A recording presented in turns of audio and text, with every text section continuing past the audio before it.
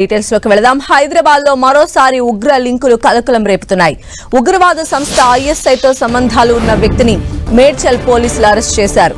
నిందితుడు యూపీకి చెందిన జాయిద్ ఖాన్ గా గుర్తించారు. మేడ్చల్లోని ఓ హోటల్లో పనిచేస్తున్న జాయిద్ ఖాన్ బొమ్మ తుపాకులతో ఇన్స్టాగ్రామ్ లో రీల్స్ చేస్తూ ఉంటాడు.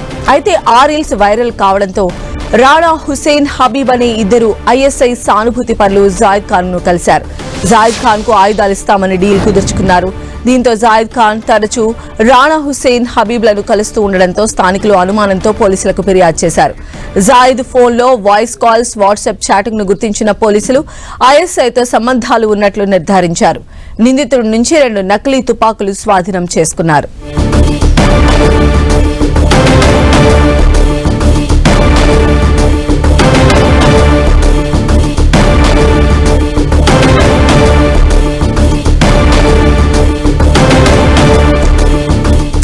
హైదరాబాద్ లో ఒక్కసారిగా ఉగ్ర లింకులకి సంబంధించిన న్యూస్ ఇప్పుడు మనం చూస్తూ ఉన్నాము. దీనికి సంబంధించి ఆ లింకులు ఎవరైతే ఉన్నారో సోషల్ మీడియాలో బొమ్మ తుపాకీతో వైరల్ చేసిన జాయిద్ ఖాన్ ని ఐడెంటిఫై చేశారు. అయితే ఆ రీల్స్ ఫేమస్ అవ్వడంతో ఒక ఇద్దరు జాయిద్ ని సంప్రదించడం జరిగింది.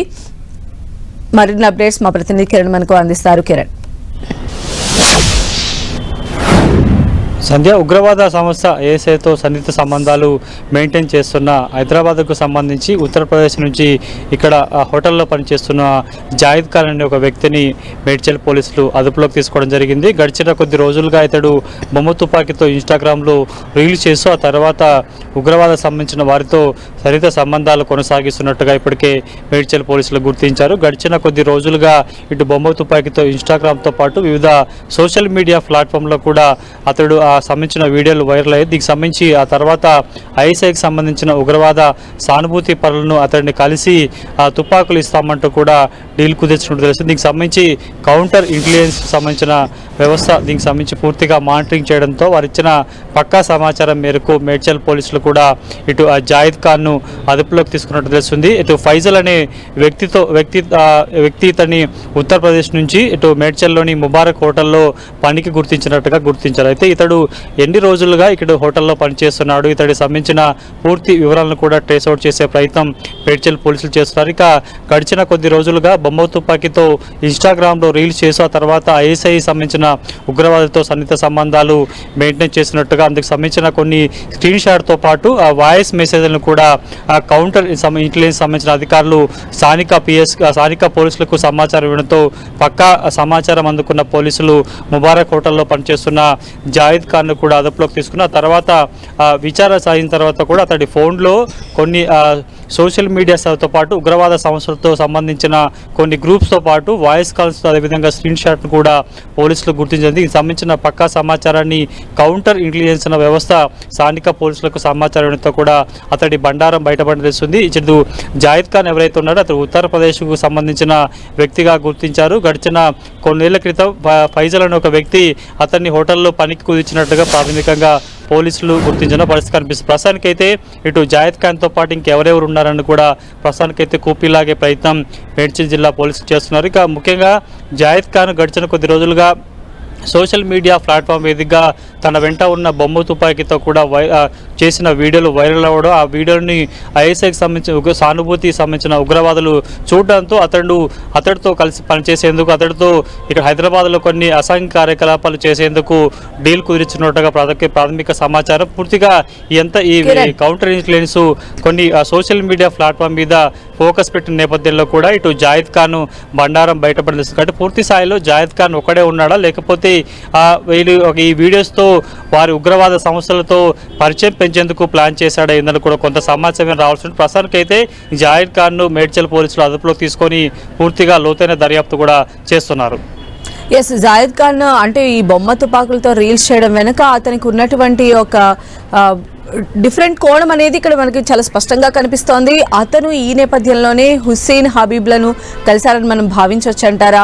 అంటే ఈ హుస్సేన్ హబీబ్లకు సంబంధించినటువంటి నేపథ్యం ఏంటి, వీళ్ళని ఎలా ఐడెంటిఫై చేశారు, వీరి మధ్య సోషల్ మీడియా ప్లాట్ఫామ్ వేదికగానే ఈ బాండ్ ఏర్పడింది అనుకోవాలా? ప్రస్తుతానికైతే కౌంటర్ ఇంటెలిజెన్స్ సంబంధించిన పోలీసులు హైదరాబాద్లోని మేడ్చల్ పోలీసులకు సమాచారం ఇచ్చిన నేపథ్యంలో జాయిల్ ఖాన్ సంబంధించిన సోషల్ మీడియా ప్లాట్ఫామ్ మీద ఫోకస్ పెట్టడం జరిగింది. ఆ తర్వాత జాయిల్ ఖాన్ సంబంధించిన మోటివ్ ఏంటని కూడా తెలుసుకునే ప్రయత్నం చేశారు. బొమ్మ తుపాకీతో కొన్ని వందల రీల్స్ చేసి కూడా ఇన్స్టాగ్రామ్, ఫేస్బుక్లలో కూడా అతను అప్లోడ్ చేసినట్టు గుర్తించింది. ఆ వీడియోస్ ఆధారంగా ఐఎస్ఐకి సంబంధించిన కొంతమంది సానుభూతి పరులు జాయిద్ ఖాన్తో కాంటాక్ట్లు వచ్చినట్టుగా ప్రస్తుతానికైతే ప్రాథమిక సమాచారం ఉంది. కాబట్టి పూర్తి స్థాయిలో జాయిద్ ఖాన్ అదుపులోకి తీసుకున్న అతని వద్ద ఉన్న బొమ్మ తుపాకీని కూడా బొమ్మ తుపాకీని స్వాధీనం చేసుకున్న పరిస్థితి కనిపిస్తుంది. కాబట్టి పూర్తి స్థాయిలో జాయిద్ ఖాన్ మోటో ఏంటన్నది కూడా కొంత తెలియాల్సి ఉంటుంది. కౌంటర్ ఇంటెలిజెన్స్ సంబంధించిన నిఘా వర్గాలు ఇచ్చిన సమాచారం మేరకు కూడా మేడ్చల్ పోలీసులు జాయింట్ ఆపరేషన్ చేసినట్టుగా మనం చెప్పాల్సి ఉంటుంది. కాబట్టి పూర్తి స్థాయిలో అతన్ని అదుపులోకి తీసుకున్నారు. జాయిద్ ఖాన్తో పాటు ఇంకా హైదరాబాద్లో మేడ్చల్ చుట్టుపక్కల ప్రాంతాల్లో ఎవరైనా ఈ తరహా పనిచేసేవారు ఉన్నారా, కేవలం అంటే సోషల్ మీడియాలో ఫాలోవర్స్ పెంచుకునేందుకు ఈ తరహా చేశారా, లేకపోతే ఖచ్చితంగా ఉగ్రవాద సంస్థలతో సన్నిహిత సంబంధాలు మెయింటైన్ చేసేందుకు ఇతడు ప్రయత్నించాడా, ఇద్దరు వ్యక్తులు ఎవరు, గతంలో ఎన్నిసార్లు కలిశారు, ఇక్కడ ఉగ్రవాదకు సంబంధించిన అసాంఘిక కార్యకలాపాలు కావచ్చు. కిరణ్, అసలు జాయిద్ ఖాన్ యొక్క మనస్తత్వం ఎలా ఉంటుంది? ఎందుకంటే స్థానికులే అతని పైన పోలీసులకు ఫిర్యాదు చేసినట్టుగా తెలుస్తుంది కదా, చుట్టుపక్కల వాళ్ళు ఏం చెప్తున్నారు దీనికి సంబంధించి?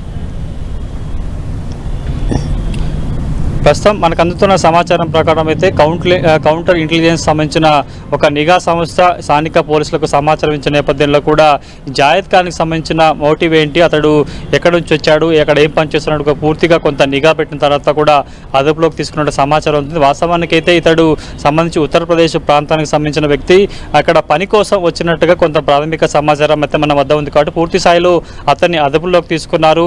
కొంత విచారణ చేయాల్సిన అవసరం ఉంటుంది. కాబట్టి పూర్తి స్థాయిలో ప్రస్తుతానికైతే ఇన్వెస్టిగేషన్ కొనసాగుతుంది. ఎందుకంటే ఒక ఐఎస్ఐ సంబంధించిన సానుభూతి, ఉగ్రవాద సంబంధించిన సానుభూతి పనులతో గతంలో పలుమార్లు ఇతడు మీట్ అయ్యాడంటూ కూడా కొంత ప్రాథమిక సమాచారం కావచ్చు.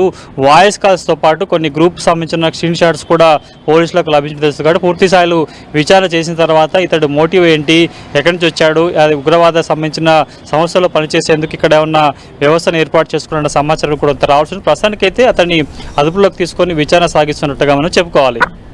Okay, right, Kiran.